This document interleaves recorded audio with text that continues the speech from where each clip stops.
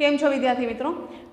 જો ફરીવાર તમારી સમક્ષ ધોરણ 8નું સામાજિક વિજ્ઞાનનું નવું પ્રકરણ નંબર 3 કયું તો કે ભારતમાં રાષ્ટ્રવાદ, બરાબર. પાર્ટ 1 માં આજે આપણે આ બધા મુદ્દાઓ જે છે એની ચર્ચા કરીશું. પહેલા તો રાષ્ટ્રવાદનો શબ્દનો અર્થ છે એ આપણે પ્રસ્તાવના દ્વારા સમજી લઈએ.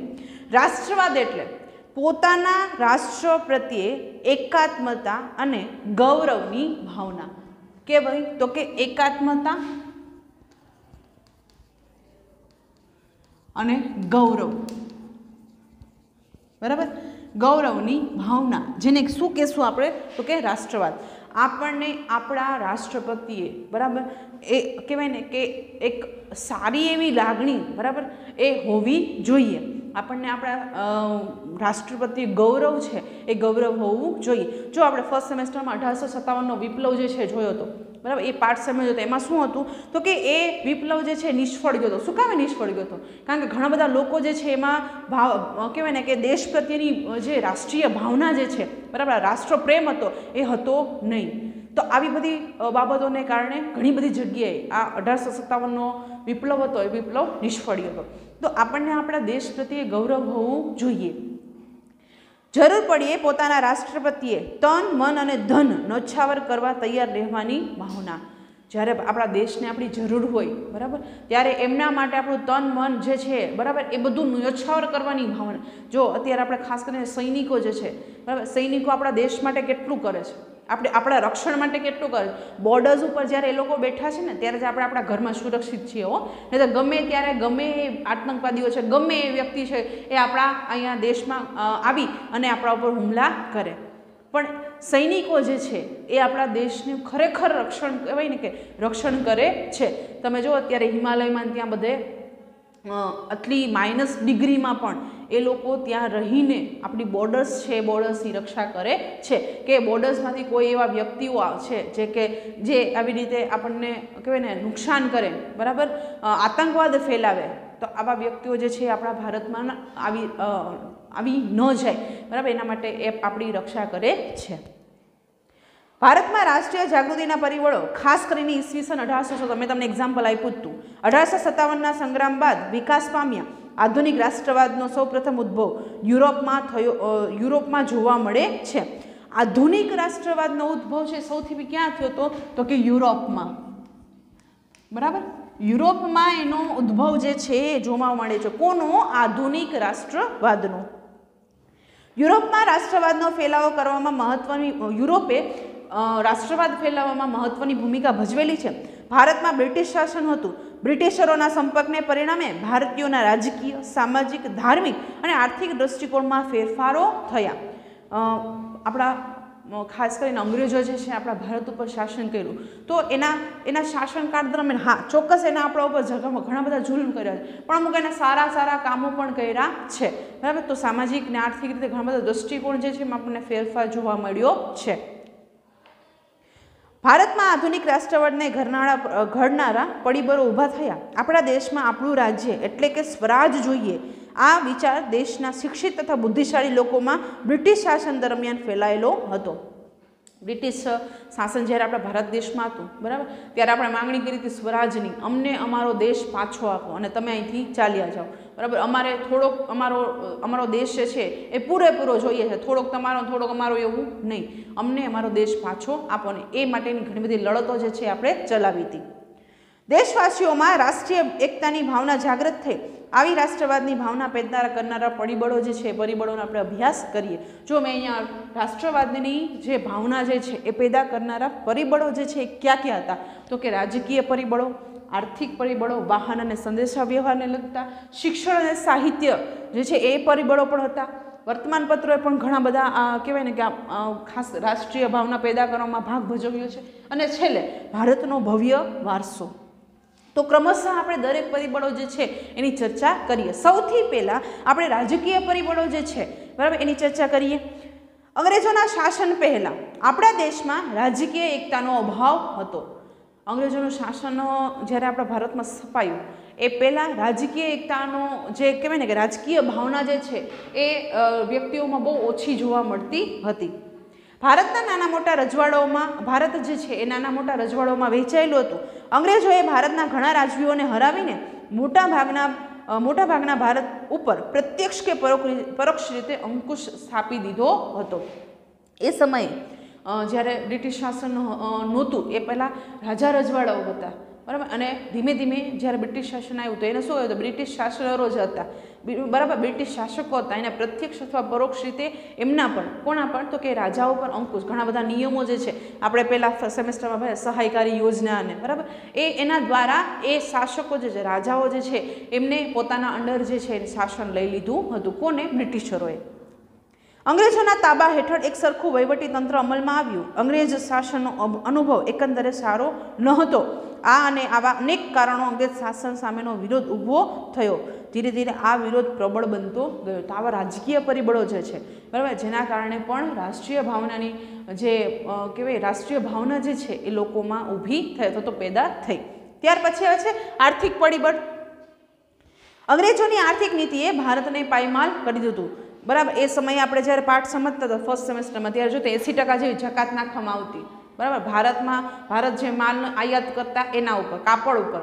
તો આવી બધી પરિસ્થિતિઓ સર્જવાને કારણે આપણા ભારતના ઉદ્યોગ ધંધો તો પાયમાલ થઈ ગયા, જ્યારે ઇંગ્લેન્ડના ઉદ્યોગ ધંધાઓ જે છે એ ધમધમતા થયા. અંગ્રેજો ભારતમાંથી કાચો માલ લઈ ઇંગ્લેન્ડ જતા અને ત્યાં ઉત્પાદિત કરેલો પાકો માલ ભારતના બજારોમાં વેચતા. કાચો માલ, કાપડનો કાચો માલ આપણા ભારતમાંથી લઈ જાય, ત્યાં મેન્યુફેક્ચર કરી અને ફરી પાછો આપણા ભારતમાં વેચવા માટે આવે. પણ હવે એ વેચવા માટે જ્યારે આવતો ને, બરાબર, ત્યારે આપણે બહુ બધા પૈસા એમના ચૂકવવા પડતા. ઇંગ્લેન્ડથી ભારત આવવા પાકા માલ પર નજીવી જકાત લેતી, જ્યારે હિન્દમાં ઉત્પન્ન થતા પાકા માલ ઉપર વધુ જકાત લેવાના પરિણામે ભારતમાં ઉત્પન્ન થતો માલ મોંઘો પડતો. આપણા ભારતમાં જે વસ્તુનું ઉત્પાદન થતું ને એના ઉપર જકાત વધારે નાખવામાં આવતી, જેના પરિણામે શું થતું તો કે ભારતમાં ઉત્પન્ન થતો માલ ભારતની બજારોમાં જ મોંઘો પડવા લાગ્યો. જ્યારે ઇંગ્લેન્ડમાં ઉત્પન્ન થતા માલ ભારતમાં સસ્તો વેચી શકાતો. આ હરીફાઈમાં ભારતના હસ્તોદ્યોગ અને ઉદ્યોગ ધંધાઓ ટકી શક્યા નહીં. કારીગર વર્ગ બેકાર બન્યો. ભારતના ભોગે ઇંગ્લેન્ડને સમૃદ્ધ બનાવવાની અંગ્રેજની નીતિ સામે પ્રજામાં રાષ્ટ્રીય જાગૃતિ આવી. તો આવી રીતે આર્થિક બાબત છે એ પણ આપણા માટે, આપણામાં રાષ્ટ્રીય ભાવના પેદા કરનારી એક મહત્વનું કહેવાય ને કે પરિબળ જે છે એ પરિબળ હતું. ત્યાર પછી આવે છે વાહન અને સંદેશા વ્યવહાર. ભારતમાં રેલવે, તાર, ટપાલ, જમીન તથા જળ વ્યવહારના માર્ગો લશ્કરી, આર્થિક તથા રાજકીય કારણોસર વિકસાવવામાં આવ્યા હતા. બ્રિટિશરો, અંગ્રેજો જે હતા એ પોતાના વિકાસ માટે, બરાબર, આવા રેલવેની કહેવાય રેલવે એ સમયની સ્થાપના થઈ. પછી તો કે તાર ટપાલની સુવિધાઓ જે છે એ બધી હતી કોના માટે તો કે એ બધી હતી અંગ્રેજો માટે, બરાબર, એમના ઇઝી શાસન માટે હતી. પણ એમનો ફાયદો આપણને ઘણો બધો થયો છે. છતાંય તેનાથી દેશના લોકોને લાભ થયો. આ સાધનોના ઝડપી વિકાસથી વિશાળ દેશના માનવી એકબીજાની નજીક આવ્યા. કારીગર તથા વેપારી વર્ગ ધંધાર્થે એકબીજાના પ્રદેશમાં જવા લાગ્યા. તેમની વચ્ચે વિચારોની આપલે વધી, બરાબર. આવા વિકાસને કારણે, વાહન અને સંદેશા વ્યવહારના આપલેના કારણે ઘણો બધો બેનિફિટ જે છે આપણને થયો હતો. તેમના સંપર્કો વધવાથી જ્ઞાતિ, કોમ અને પ્રદેશના ભેદભાવો ઓછા થયા.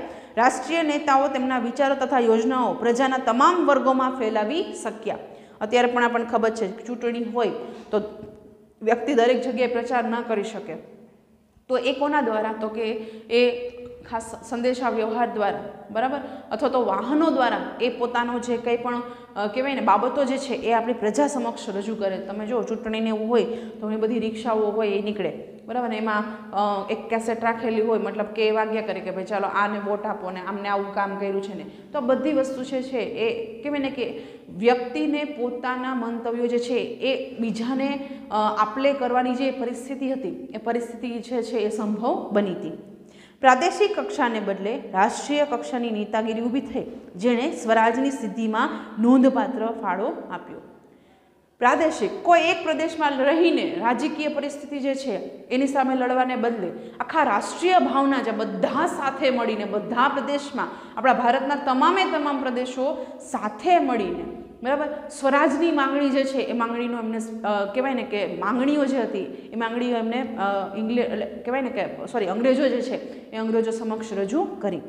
ત્યાર પછી આવે છે શિક્ષણ અને સાહિત્ય. ભારતીય રાષ્ટ્રવાદના ઉદયમાં અંગ્રેજી કેળવણીનો પણ મોટો ફાળો રહ્યો હતો. અંગ્રેજી કેળવણીની શરૂઆત થઈ હતી અંગ્રેજોએ, ખાસ કરીને, કારણ કે એ લોકો મોસ્ટલી એ જ લેંગ્વેજ સમજતા. તો એવો વર્ગ એમને ઊભો કર્યો, બરાબર, કે જે અંગ્રેજી શિક્ષણ જે છે શિક્ષણ મેળવે. આ કેળવણીના કારણે પશ્ચિમની વિચારસરણીના દ્વાર ઉઘડ્યા. વિશ્વનું ઘણું બધું સાહિત્ય અંગ્રેજીમાં હતું. આપણા દેશના લોકો અંગ્રેજી ભાષા શીખ્યા, વિશ્વના પ્રવાહોથી માહિતગાર થયા.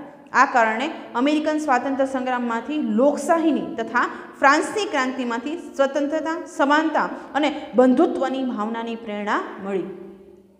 આપણું જ્યારે બંધારણો ઘડવામાં આવ્યું ને, બરાબર, ત્યારે આપણે ઘણા બધા દેશો જે છે, બરાબર, એ દેશોના બંધારણનો અભ્યાસ કર્યો હતો અને એ અભ્યાસના આધારે આપણું બંધારણ જે છે બનાવવામાં આવ્યું હતું. તો એ સમયે એટલે ખાસ કરીને કહેવાય અમેરિકા જેવા દેશ છે એમાંથી આપણે સ્વાતંત્ર્ય સંગ્રામમાંથી લોકશાહી અને ફ્રાન્સની ક્રાંતિમાંથી આપણે સ્વતંત્રતા, સમાનતા અને બંધુત્વની જે ભાવના જે છે એની પ્રેરણા આપણે લીધી હતી.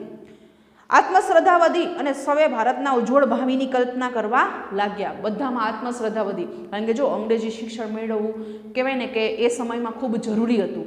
અત્યારે પણ ઘણા બધા ઇંગ્લિશ મીડિયમમાં ભણે છે, ઘણા બધા ગુજરાતી મીડિયમમાં ભણે છે, બરાબર, પણ એ સમયે અંગ્રેજો જ્યારે શાસન કરતા ત્યારે બધું એ લોકો અંગ્રેજીમાં જ વાતચીતને એવું કરતા, તો એને સમજવા માટેનો વર્ગ તો ઊભો થવો જોઈએ ને. તો એ સમયે ખાસ કરીને એ અંગ્રેજી શિક્ષણનો ફેલાવો થયો હતો. દેશની પ્રાદેશિક ભાષામાં નવલકથાઓ, નાટકો, વાર્તાઓ, કાવ્યો અને ગીતો વગેરે લખાયા. આ સાહિત્યએ રાષ્ટ્રભક્તિનો સંદેશો આપ્યો. તો શિક્ષણ અને સાહિત્ય જે છે એમને પણ રાષ્ટ્રીય ભાવના પેદા કરવામાં એક સારો ભાગ જે છે એ ભાગ ભજવ્યો હતો. ત્યાર પછી પાંચમું જે છે એ છે વર્તમાનપત્રો. જો તમને વર્તમાનપત્રનું એક પિક્ચર પર તમે આપણે ટેક્સ્ટબુકના પેજ નંબર 14 ઉપર ધી હિન્દુ, બરાબર, સારામાં સારું ન્યૂઝપેપર છે ઇંગ્લિશનું, જે ઇંગ્લિશ લેંગ્વેજમાં પ્રકાશિત થાય છે, એ ધ હિન્દુ હજી પણ છે. રાષ્ટ્રીય ચેતના ફેલાવવામાં વર્તમાનપત્રોએ નોંધપાત્ર હિસ્સો આપ્યો. બંગાળા, મુંબઈ, મદ્રાસ તથા બીજા અન્ય પ્રાંતોમાં પ્રસિદ્ધ થતા અખબારોએ સરકારની નીતિઓને ટીકા કરીને લોકોમાં રાષ્ટ્રીય ભાવના જાગૃત કરી. એ સમયે બંગાળા છે, મુંબઈ છે, મદ્રાસ છે અને બીજા ઘણા બધા એવા પ્રાંતો હતા કે જ્યાં ન્યૂઝપેપર જે છે, બરાબર, વર્તમાનપત્રો જે છે પ્રકાશિત કરવામાં આવ્યા હતા. અને એ વર્તમાનપત્રો દ્વારા ખાસ કરીને જે સરકારની નીતિની ટીકાઓ જે છે એ ટીકાઓ કરવામાં આવતી. ત્યાર પછીનું અને છેલ્લું પરિબળ જે છે એ છે ભારતનો ભવ્ય વારસો. પાશ્ચાત્ય પુરાતત્વવિદ એલેક્ઝાન્ડર કનિંઘહામ તથા તેના મદદનીશોએ ભારતમાં અનેક સ્થળોએ ખોદકામ કર્યા. જો આ નામ આપણા માટે મહત્વનું છે, એલેક્ઝાન્ડર કનિંઘહામ. અને જે ખાસ કરીને જે આવા વારસાઓ શોધતા હોય, તમે જો જમીન ખોદીને પુરાતત્વીય ઘણા બધા કહેવાય ને આપણને સ્થળો જે છે, સ્થળો જેમ કે હડપ્પા છે, મોહેંજો-દડો છે, બરાબર, એવા જે સ્થળો જે છે એ જે એના ઉપર જે કામગીરી કરતા હોય ને એને પુરાતત્વવિદ કહેવાય, બરાબર, અથવા તો પુરાતત્વ શાસ્ત્રી કહેવાય. તો એલેક્ઝાન્ડર કનિંઘહામ અને એની સાથે ઘણા બધા મદદનીશો જે છે કે જેને ભારતમાં અનેક આવા સાંસ્કૃતિક વારસાના સ્થળો જે પ્રાચીન સ્થળો જે છે એમનું ખોદકામ કર્યું હતું. ભારતીય સંસ્કૃતિની ગૌરવ ગાથાના અનેક અવશેષો શોધી કાઢ્યા. ભગવાનલાલ ઇન્દ્રજી જેવા ભારતીય પુરાતત્વવિદોએ પણ અનેક પુરાણા અવશેષો શોધી ભારતીયોને દેશની સંસ્કૃતિની ભવ્યતાનો ખ્યાલ આપ્યો. આપણા ભારતીય વ્યક્તિની વાત થતી હોય ને તો એ ભારતીય વ્યક્તિનું નામ હતું ભગવાનલાલ ઇન્દ્રજી.